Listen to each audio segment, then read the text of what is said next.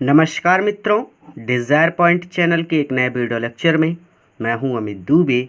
और आज के इस वीडियो लेक्चर में हम कक्षा 10 हिंदी के तीसरे अध्याय क्या लिखूं का अध्ययन करेंगे, जिसके रचनाकार पद्मलाल पुन्नालाल बख्शी जी हैं।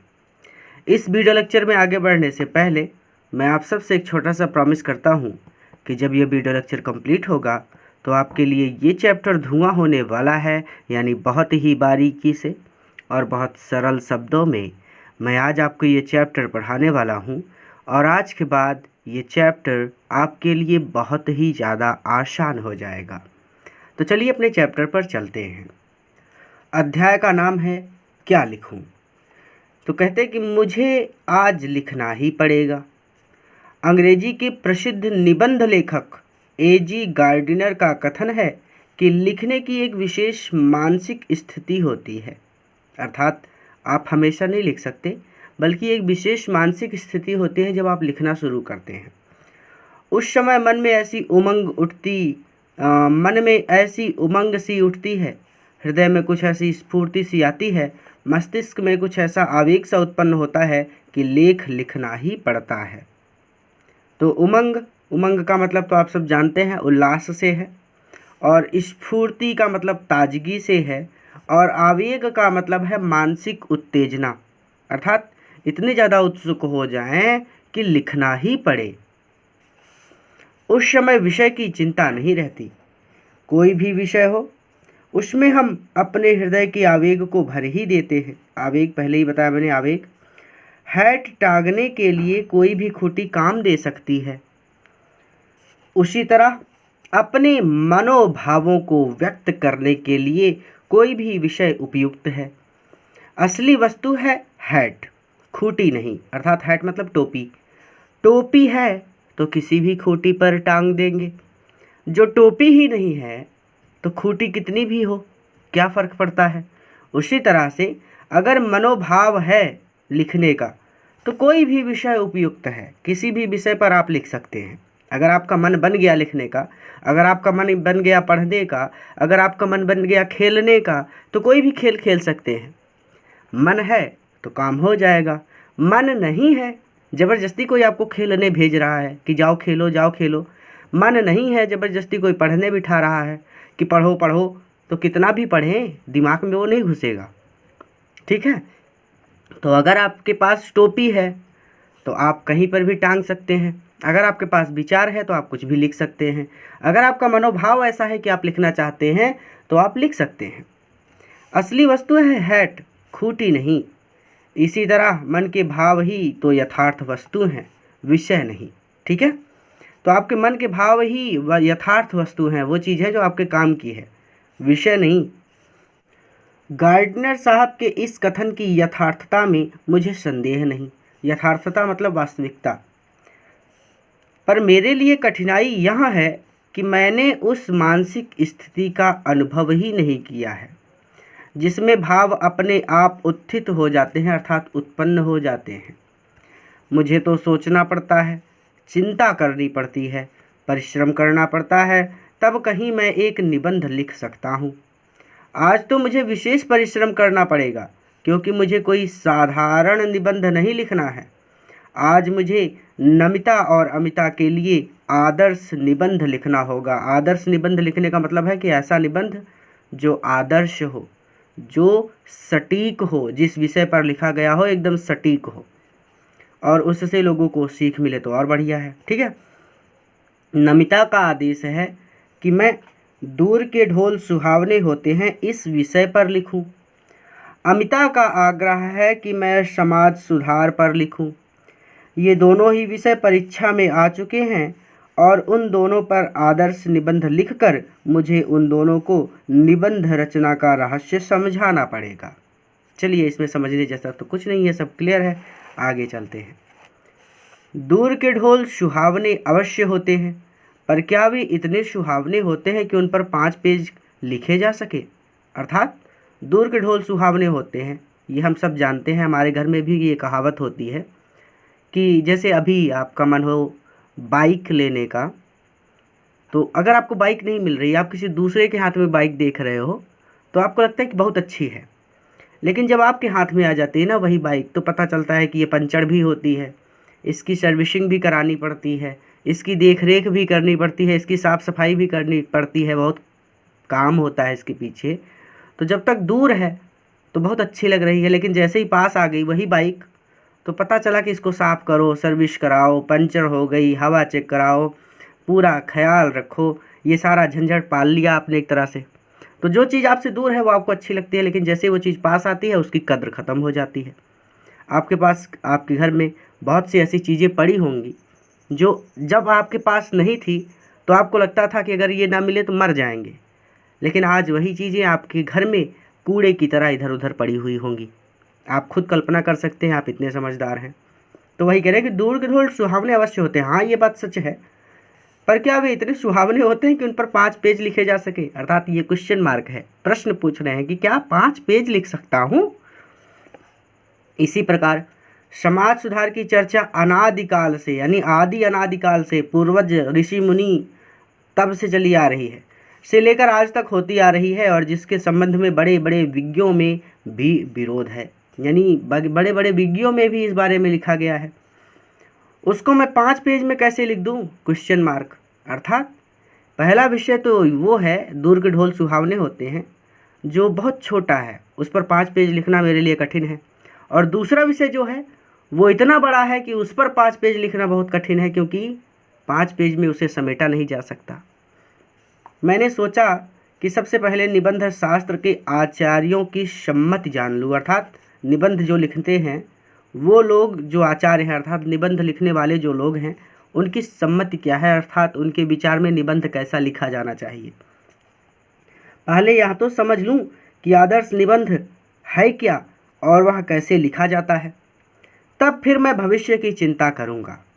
इसीलिए मैंने निबंध शास्त्र के कई आचार्यों की रचनाएं देखी। ठीक, ये क्लियर है कि बहुत सारे लोगों की रचना इन्होंने पढ़ी या फिर देखी। एक विद्वान का कथन है कि निबंध छोटा होना चाहिए, छोटा निबंध बड़े की अपेक्षा अधिक अच्छा होता है। एग्जाम्पल के लिए, आपको रसगुल्ला खाना बहुत पसंद है, एक रसगुल्ला आपको खिलाया, फिर 15 दिन बाद आपको फिर से एक रसगुल्ला खिला दिया, तो आपकी जो रुचि है रसगुल्ला खाने की वो बनी रहेगी। लेकिन अगर एक ही दिन बिठाकर आपको 50 रसगुल्ला खिला दिया तो अगले दिन से आप शायद रसगुल्ला खाना ही छोड़ दोगे ना। कोई भी चीज़ जब बहुत ज़्यादा हो जाती है तो उसकी सुंदरता समाप्त हो जाती है। उसी प्रकार जो निबंध होता है, अगर वो छोटा है तो आप उसकी रचना करते समय बहुत अच्छी अच्छी बातों का उपयोग कर सकते हैं। लेकिन आप बहुत बड़ा निबंध लिखने लगते हैं तो उसका जो रस होता है, जो उसकी उपयोगिता होती है, या फिर ऐसे कह सकते हैं कि उससे जो लगाव होता है वो समाप्त हो जाता है। ठीक है, लोगों की सुनने की एक क्षमता होती है, उसको ध्यान में रखकर निबंध लिखना चाहिए।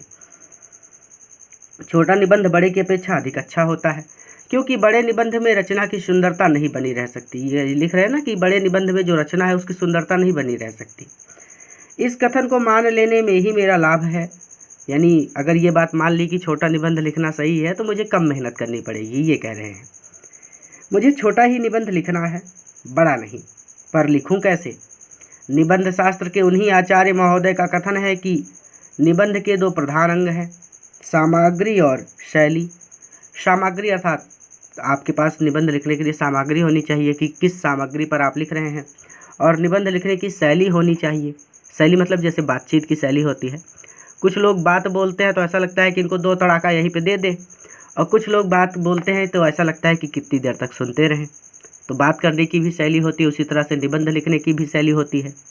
कुछ लोगों के निबंध पढ़ते हैं 2 लाइन, फिर पता चलता है कि चलो छोड़ो जाने दो। कुछ लोगों के निबंध पढ़ते हैं तो पढ़ते ही रह जाते हैं। तो पहले मुझे सामग्री एकत्रित करनी होगी, विचार समूह संचित करना होगा। इसके लिए मुझे मनन करना चाहिए। यह तो सच है कि जिसने जिस विषय का अच्छा अध्ययन किया है उसके मस्तिष्क में उस विषय के विचार आते हैं। पर यह कौन जानता था कि दूर की ढोल सुहावने पर भी निबंध लिखने की आवश्यकता होगी।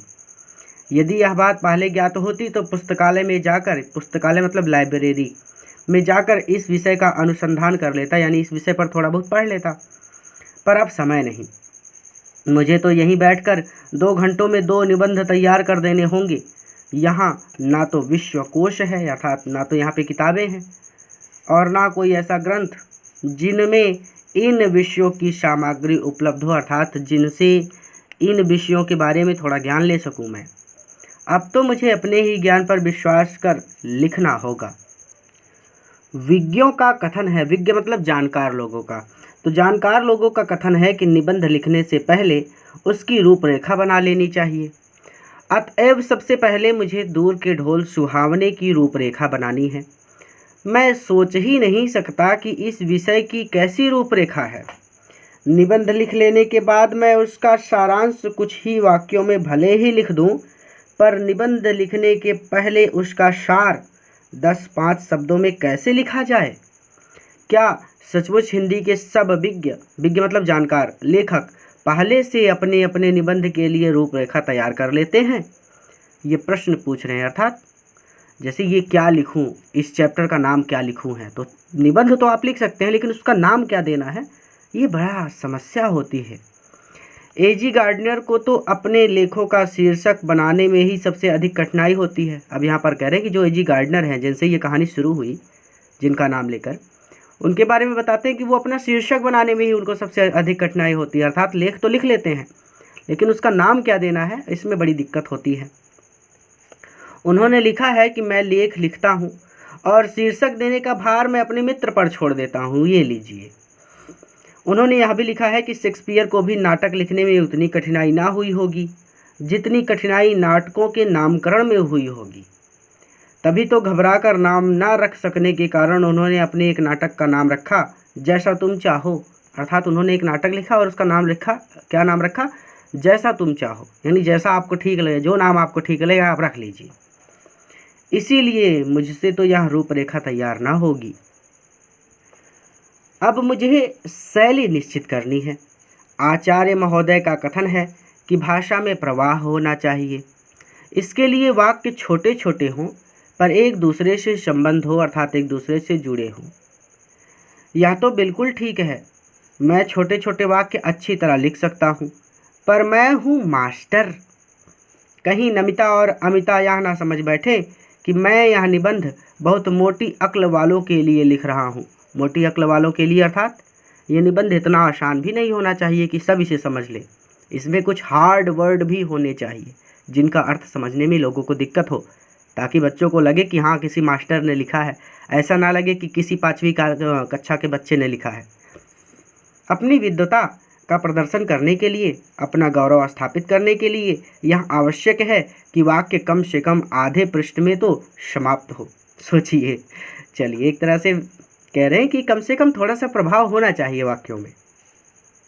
बाणभट्ट ने कादम्बरी में ऐसे ही वाक्य लिखे हैं। वाक्यों में कुछ अस्पष्टता भी चाहिए, क्योंकि यह अस्पष्टता या दुर्बोधता गांभीर्य ला देती है। दुर्बोध का मतलब होता है कठिन, कुछ ऐसे वर्ड जो कठिन हो, जिनका अर्थ आप ना जानते हो, तो उससे क्या होता है कि आप गांभीर्य हो जाते हैं, अर्थात आप गंभीर होकर पढ़ते हैं। ठीक, इसीलिए संस्कृत के प्रसिद्ध कवि, टेंशन मत लीजिए, लास्ट में हिंदी अर्थ भी दिखा देंगे हम इसका, मतलब कुछ वर्ड जो हैं जो डिफ़िकल्ट हैं उनका हिंदी अर्थ हम आपको दिखा देंगे ताकि आप अच्छी तरह से समझ सकें। चलिए, कवि श्रीहर्ष ने जानबूझकर अपने काव्य में ऐसी गुत्थियाँ डाल दी हैं जो अज्ञों से ना सुलझ सके, और सेनापति ने भी अपनी कविता मूढ़ों के लिए दुर्बोध कर दी है। मूढ़ों मतलब मूर्ख व्यक्तियों के लिए या फिर मोटी अकल वालों के लिए दुर्बोध कर दी है, कठिन कर दी है। तभी तो अलंकारों, मुहावरों और लोकोक्तियों का समावेश भी निबंधों के लिए आवश्यक बताया जाता है। तब क्या किया जाए? क्वेश्चन मार्क है यहाँ पर, यानी अब क्या करूँ मैं? अंग्रेजी के निबंधकारों ने एक दूसरी पद्धति को अपनाया है। उनके निबंध इन आचार्यों की कसौटी पर भले ही खरे सिद्ध ना हो, पर अंग्रेजी साहित्य में उनका मान अवश्य है। ठीक है, अर्थात हमारे ये जो विद्वान लोग हैं, इनकी कसौटी पर, इनकी नज़र में भले ही उन अंग्रेज लेखकों के जो निबंध हैं वो ठीक ना लगते हों, लेकिन उनका भी अपना एक महत्वपूर्ण स्थान है। उस पद्धति के जन्मदाता मांटेन समझे जाते हैं। उन्होंने स्वयं जो कुछ देखा, सुना और अनुभव किया, उसी को अपने निबंधों में लिपिबद्ध कर दिया। लिपिबद्ध करने का मतलब लिख दिया। ऐसे निबंधों की सबसे बड़ी विशेषता यहाँ है कि वे मन की स्वच्छंद रचनाएं हैं। स्वच्छंद मतलब बंधनहीन। उनमें ना कवि की उदात्त कल्पना रहती है, उदात्त मतलब श्रेष्ठ या फिर महान, ना आख्यायिकीय लेखन की सूक्ष्म दृष्टि और ना विज्ञों की गंभीर तर्कपूर्ण विवेचना। आख्यायिका इसका मतलब होता है लंबी कहानी, ठीक, और सूक्ष्म दृष्टि और नाविज्ञों की गंभीर तर्कपूर्ण विवेचना, अर्थात वो लोग तर्क भी नहीं करते हैं, तर्क करने की आवश्यकता नहीं है उनके लेखों में। उनमें लेखक की सच्ची अनुभूति रहती है, उनमें उसके सच्चे भावों की सच्ची अभिव्यक्ति होती है, उनमें उसका उल्लास रहता है। ये निबंध तो उस मानसिक स्थिति में लिखे जाते हैं जिसमें ना ज्ञान की गरिमा रहती है और ना कल्पना की महिमा, जिसमें हम संसार को अपनी ही दृष्टि से देखते हैं और अपने ही भाव से ग्रहण करते हैं। ठीक, क्लियर है यहाँ तक? तब इसी पद्धति का अनुसरण कर मैं भी क्यों ना निबंध लिखूं, पर मुझे तो 2 निबंध लिखने होंगे। मुझे अमीर खुसरो की एक कहानी याद आई। एक बार प्यास लगने पर वे एक कुएं के पास पहुँचे। वहाँ 4 औरतें पानी भर रही थी। पानी मांगने पर पहले उनमें से एक ने खीर पर कविता सुनने की इच्छा प्रकट की, दूसरी ने चरखे पर, तीसरी ने कुत्ते पर और चौथी ने ढोल पर। अब जैसे बहुत ज़्यादा प्यास लगी हो गर्मी के समय में और आपके पापा या फिर मम्मी आपसे कहें कि आप जाओ 1 किलोमीटर तक भाग के आओ तभी पानी पीने के लिए देंगे, तो कितना गुस्सा लगेगी, कैसा लगेगा कि पानी पिला दीजिए फिर 2 किलोमीटर तक दौड़ के आते हैं, नहीं ना। उसी तरह से अमीर खुसरो बहुत प्यासे थे, लेकिन ये कुएं के पास जब पानी पीने के लिए पहुँचे तो वहाँ पर 4 औरतें थीं और उनमें से एक ने कहा कि मुझे खीर पर कविता सुनाइए, एक ने कहा कि चरखे पर कविता सुनाइए, एक ने कहा कुत्ते पर सुनाइए और एक ने कहा कि ढोल पर सुनाइए। अब ऐसे में अमीर खुसरो प्रतिभावान थे, अर्थात उनमें बहुत प्रतिभा थी रचना करने की। उन्होंने एक ही पद्य में चारों की इच्छाओं की पूर्ति कर दी। उन्होंने कहा, खीर पकाई जतन से, चरखा दिया चला, आया कुत्ता खा गया, तू बैठी ढोल बजा। अब वास्तव में ये एक ढकोसला है। ढकोसला मतलब जिसका कोई अर्थ ना हो। यहाँ पे हमने लिख दिया ढकोसला, ठीक है।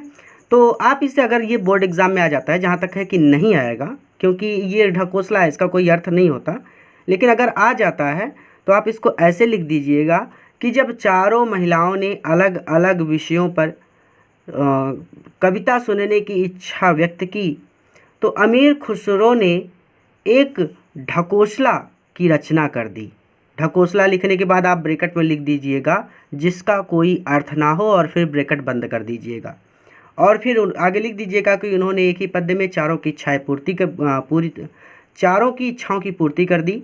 उन्होंने कहा, खीर पकाई जतन से, चरखा दिया चला, आया कुत्ता खा गया, तू बैठी ढोल बजा। अब देखिए यहाँ पर कोई कहीं पर भी मैच नहीं हो रहा कि खीर पकाई जतन से, बड़े जतन से खीर पकाई थी, और चरखा दिया चला, अब चरखा कहाँ से आ गया बीच में कि चरखा भी चला दिया। आया कुत्ता खा गया, अब कुत्ता आया खा गया, और तू बैठी ढोल बजा। भाई चरखा चलाएगी कि ढोल बजाएगी, क्या क्या करेगा आदमी। उन्होंने केवल, उनको प्यास लगी थी तो वो झुंझलाए हुए थे। उन्होंने सोचा 4 कविताएं सुनाने से अच्छा है कि एक में ही लपेट दें, और उन्होंने एक में ही लपेट दिया सब कुछ, लेकिन जिसका कुछ अर्थ ना हुआ, वो एक ढकोसला बन गया। ठीक, मुझ में खुसरो की प्रतिभा नहीं है, खुसरो जैसा ज्ञान मुझ में नहीं है ये कह रहे हैं, पर उनकी इस पद्धति को स्वीकार करने से मेरी कठिनाई आधी रह जाती है। अर्थात मैं भी ये अपना लूँ कि 4 निबंध नहीं 2 निबंध लिखने के दिए गए ना, तो 2 निबंध ना लिखकर मैं भी एक ही निबंध लिखूं तो मेरा भी काम आधा हो जाएगा। जैसे 4 कविता ना सुनाकर उन्होंने एक ही कविता सुनाई, उसी तरह से मैं भी 2 निबंध ना लिखकर एक ही निबंध लिखता हूँ। ठीक है, तो ये हो गया। मैं भी एक निबंध में इन दोनों विषयों का समावेश कर दूंगा। यहाँ पर आगे लिखा तो था, एक ही ढेले से 2 चिड़िया मार लूँगा। दूर के ढोल सुहावने होते हैं। अब इस बारे में लिख रहे हैं कि दूर के ढोल सुहावने होते हैं क्योंकि उनकी कर्कशता दूर तक नहीं पहुंचती। अब जैसे ढोल बज रहा है, आप एकदम बगल ढोल के बैठे हैं और बहुत ज़ोर ज़ोर से पीट रहा है तो आपका सर चढ़ जाता है। ज़्यादा देर तक अभी डीजे वगैरह में गाना बजने लगे, आप सुन लीजिए तो आपकी हालत ख़राब हो जाए ना। लेकिन जो लोग दूर बैठे हैं, बहुत दूर, 1-2 किलोमीटर दूर, उन तक जो आवाज़ पहुंचती है वो बहुत धीमी होती है, मंद होती है, जिसकी वजह से उनको आनंद मिलता है। जब ढोल पास के बैठे हुए लोगों के कान के पर्दे फटते रहते हैं, यानी जब ढोल के पास बैठे हुए लोगों के कान के पर्दे फटते रहते हैं, तब दूर किसी नदी के तट पर संध्या समय किसी दूसरे के कान में वही शब्द मधुरता का संचार कर देते हैं। अर्थात उस व्यक्ति को जो दूर बैठा है नदी के तट पर, किनारे पर, उसको ये शब्द अच्छे लगते हैं। ढोल के उन्हीं शब्दों को सुनकर वह अपने हृदय में किसी के विवाहोत्सव का चित्र अंकित कर लेता है। अर्थात ऐसा लगता है कि किसी की शादी विवाह का समारोह है, उसमें ढोल बज रहे हैं।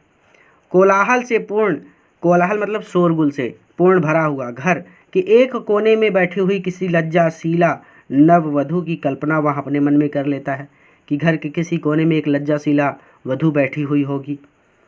उस नववधू के प्रेम, उल्लास, संकोच, आशंका और विषाद से युक्त हृदय के कंपन ढोल की कर्कश ध्वनि को मधुर बना देते हैं। तो ये तो सीधी सीधी बात है कि उस नववधू के प्रेम, उल्लास, संकोच, आशंका, अब उसको आशंका भी रहती है ना कि ससुराल जाएंगे तो कैसा होगा जीवन, और विषाद से युक्त हृदय, यानी सीधे सीधे यहाँ पर कि वो जो नववधू बैठी हुई है उसके विवाह की मधुर कल्पना, प्रेम, उल्लास, संकोच और आशंका यानी संदेह और दुख से युक्त भाव, विषाद मतलब दुख से युक्त भाव, विषाद से युक्त हृदय के कंपन ढोल की कर्कश ध्वनि को मधुर बना देते हैं। अर्थात दूर बैठे हुए व्यक्ति को यही स्वर अच्छे लगने लगते हैं, यही ध्वनि अच्छी लगने लगती है, क्योंकि उसके साथ आनंद का कलरव, उत्सव व प्रमोद और प्रेम का संगीत ये तीनों मिले रहते हैं। तभी उसकी कर्कशता समीपस्थ लोगों को भी कटु नहीं प्रतीत होती, अर्थात जो पास बैठे हैं उनको भी ये खराब नहीं लगता ढोल बाजा, ठीक, और दूरस्थ लोगों के लिए तो वह अत्यंत मधुर बन जाती है। अर्थात दूर बैठे हुए लोग तो प्रसन्न हो जाते हैं। कुछ लोग तो यही सोचकर प्रसन्न हो जाते हैं कि आज शाम को निमंत्रण है, मस्त से पूड़ी खाएंगे ना। चलिए आगे चलते हैं। जो तरुण संसार के जीवन संग्राम से दूर है, तरुण मतलब नवयुवक, ठीक है, और जीवन संग्राम वास्तव में अभी तो जीवन आपके लिए बहुत आसान है, लेकिन जीवन संग्राम है, एक तरह से जीवन एक युद्ध है जिसमें बहुत कठिनाई है। समाज को समझना, लोगों को समझना, परिवार को समझना, आप ऐसे समझ सकते हैं कि जीवन एक संग्राम है, जीवन एक युद्ध है और जीवन को जीना एक बहुत बड़े युद्ध की तरह है, ठीक है। इसे आप ऐसे भी समझ सकते हैं कि लेखक कहते हैं कि जिन नवयुवकों ने जीवन में कष्टों, समस्याओं और कठिनाइयों का सामना नहीं किया है, ठीक है, उन्हें संसार का चित्र बड़ा ही मनमोहक प्रतीत होता है। उन्हें लगता है कि ये संसार बहुत अच्छा है। जो वृद्ध हो गए हैं, जो बूढ़े हो गए हैं, जो अपनी बाल्यावस्था और तरुणावस्था से दूर हट आए हैं, बाल्यावस्था मतलब बचपन, तरुणावस्था यानी जवानी से दूर हटाए हैं, यानी वृद्ध हो गए हैं, बूढ़े हो गए हैं, उन्हें अपने अतीत की स्मृति यानी अपने अतीत की याद, यानी अपने बचपन की याद, अपनी जवानी के दिन, आपने कहते सुना होगा बुजुर्गों को कि बेटा अभी तुम कुछ नहीं हो, जब हम जवान थे तो हम तुर्रम खां थे, ठीक, वो सारी चीज़ें बड़ी सुखद लगती हैं, बड़ी अच्छी लगती हैं, यानी उन बातों को याद करके उन्हें सुख मिलता है। वे अतीत मतलब भूतकाल, जो समय बीत गया उसमें अतीत का ही स्वप्न देखते हैं, अर्थात अपनी जवानी में वो कैसे थे इसी बारे में सोचते रहते हैं। तारुणों के लिए जैसे भविष्य उज्जवल होता है, यानी तारुण जो नवयुवक होते हैं उनके लिए भविष्य उज्जवल होता है, अर्थात भविष्य, आने वाला समय। आप सोचते हैं ना कि बड़े होकर खूब पैसा कमाएंगे, तो आने वाला समय है ये जिसमें आप सोच रहे हैं कि खूब पैसा कमाएंगे, कि भविष्य में बहुत अमीर होंगे, ठीक। वैसे ही वृद्धों के लिए अतीत, अब जैसे आपके लिए भविष्य बहुत अच्छा होता है, उसी तरह वृद्धों के लिए उनका अतीत बहुत अच्छा होता है, क्योंकि वो जवानी में ना उनको बीमारी थी, ना उनको कोई कष्ट था, लेकिन बुढ़ापे में बीमार भी हैं, तकलीफ भी है, और सास बहू अगर घर में है तो रोज़ लड़ाई झगड़ा भी हो रहा है, बहू ताने भी दे रही है, तो ये सारी चीज़ें याद आती हैं, ठीक है। और अगर बच्चे लायक नहीं हैं तो और कष्ट, ठीक है, तो वो सब, तो अतीत वृद्धों के लिए बहुत सुखद होता है, बहुत उज्जवल होता है, और तारुणों के लिए, युवकों के लिए भविष्य उज्जवल होता है। वो अपने भविष्य की कल्पना करते हैं कि बड़े होकर ये बनेंगे, वो बनेंगे। वर्तमान से दोनों को असंतोष होता है। वर्तमान समय से दोनों ही असंतुष्ट होते हैं। नवयुवक भविष्य के सपने देखता है और बूढ़ा व्यक्ति अपनी जवानी के दिनों के सपने देखता है। अपने वर्तमान की किसी को चिंता नहीं है, ना ही अपने वर्तमान से किसी को प्रेम है। आज आप जिस स्थिति में हैं वो उसमें आपको बिल्कुल भी अच्छा नहीं लग रहा। आप कुछ बनना चाहते हैं जो भविष्य में होगा, अभी नहीं हुआ है। ठीक, तो ये दूर का ढोल है, जो दूर है, भविष्य दूर है। ठीक, जो बहुत दूर है वो अच्छा लग रहा है, और जो पास है उसकी कद्र ही नहीं है। तरुण भविष्य को वर्तमान में लाना चाहते हैं, यानी तरुण चाहते हैं कि भविष्य वर्तमान में आ जाए, अर्थात जो वो बनना चाहते हैं वो बन जाए। और वृद्ध अतीत को खींचकर वर्तमान में देखना चाहते हैं, अर्थात जो बूढ़ा है वो चाहता है कि जो मेरा अतीत था, जो मेरा जवानी था या फिर मेरा बचपन था, वो वर्तमान में आ जाए। ठीक, तरुण क्रांति के समर्थक होते हैं। ठीक, यानी तरुण क्रांति के समर्थक होते हैं, यानी जो नौजवान होते हैं वो क्रांति करना चाहते हैं, वो युद्ध करते हैं, वो अपने जीवन में सपनों को पाने के लिए मेहनत करते हैं। और वृद्ध अतीत गौरव के संरक्षक हैं, और वृद्ध अपने पुराने अतीत में ही खोए रहते हैं। इन्हीं दोनों के कारण वर्तमान सदैव क्षुब्ध रहता है, अर्थात वर्तमान की कोई क्षुब्ध कहने का मतलब, क्षुब्ध मतलब दुखी। सभी लोग इसी वजह से वर्तमान में दुखी रहते हैं, और इसी से वर्तमान काल सदैव सुधारों का काल बना रहता है, यानी वर्तमान में हमेशा सुधार ही होता रहता है। मनुष्य जाति के इतिहास में कोई ऐसा काल ही नहीं हुआ जब सुधारों की आवश्यकता ना हुई हो। तभी तो आज तक कितने ही सुधारक हो गए हैं, पर सुधारों का अंत कब हुआ।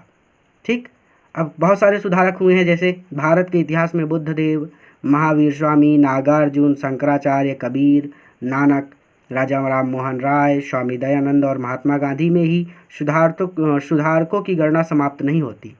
अर्थात ये बहुत हैं, इनकी गिनती नहीं की जा सकती, इतने हैं। सुधारकों का दल नगर नगर और गांव गांव में होता है। यह सच है कि जीवन में नए नए क्षेत्र उत्पन्न होते जाते हैं और नए नए सुधार हो जाते हैं। ना दोषों का अंत है ना सुधारों का। जो कभी सुधार थे वही आज दोष हो गए हैं, और उन सुधारों का फिर नव सुधार किया जाता है। तभी तो यह जीवन प्रगतिशील माना गया है। अर्थात जो आज के समय में सही है वो कुछ समय बाद गलत हो जाएगा। ठीक है, कहने का मतलब जैसे आपके विचार आज आपके हिसाब से सही हैं, लेकिन कुछ समय बाद आपके लिए ही आपके वही विचार लगेंगे कि अरे वो तो बच्चे की सोच थी, अब कुछ अलग ढंग से सोचते हैं। ठीक, तो सुधार हमेशा होता रहता है वर्तमान में। हिंदी में प्रगतिशील साहित्य का निर्माण हो रहा है। उसके निर्माता यहाँ समझ रहे हैं कि उनके साहित्य में भविष्य का गौरव निहित है, पर कुछ ही समय के बाद उनका यह साहित्य भी अतीत का स्मारक हो जाएगा, और आज जो तरुण है वही वृद्ध होकर अतीत के गौरव का स्वप्न देखेंगे। अर्थात जो लोग आज जवान हैं वही कल वृद्ध हो जाएंगे, बूढ़े हो जाएंगे, और अपने अतीत के गौरव का सपना देखेंगे, अर्थात वो भी अपनी जवानी के दिनों के सपने देखने लगेंगे। उनके स्थान में तरुणों का फिर दूसरा दल आ जाएगा, अर्थात अब दूसरा दल आ जाएगा, यानी जो कक्षा 1, 2 में पढ़ रहे हैं बच्चे वो जवान हो जाएंगे। ठीक, ये चलता रहता है क्रम, कोई बूढ़ा हो रहा है, कोई जवान हो रहा है। ठीक, जो भविष्य का सपना देखेगा। दोनों के ही स्वप्न सुखद होते हैं, क्योंकि दूर के ढोल सुहावने होते हैं। पद्मलाल पुन्नालाल बख्शी यहाँ पर इन्होंने क्लियर कर दिया कि बूढ़ों के लिए जवानी के दिन सुखद हैं क्योंकि वो दूर है उनसे, और जवानों के लिए उनकी सफलता के दिन उनसे दूर है, इसीलिए वो सुखद हैं। तो दूर के ढोल सुहावने होते हैं, जो चीज़ हमारे पास नहीं है हम उसी को पाने की इच्छा रखते हैं। पूरा वीडियो देखने के लिए धन्यवाद। और हाँ, यहाँ पर शब्दार्थ है, हो सकता है आपकी बुक में ना हो, तो इसीलिए मैं यहाँ पर आपको दिखा दे रहा हूँ। जो वर्ड आपको ना समझ में आया हो यहाँ से आप वो देख लीजिएगा। ठीक है, इस वीडियो को अपने मित्रों के साथ भी ज़रूर शेयर कीजिएगा ताकि वो भी इससे लाभ ले सके। किसी नए वीडियो लेक्चर में किसी नए चैप्टर के साथ मैं आपसे फिर से मिलता हूँ।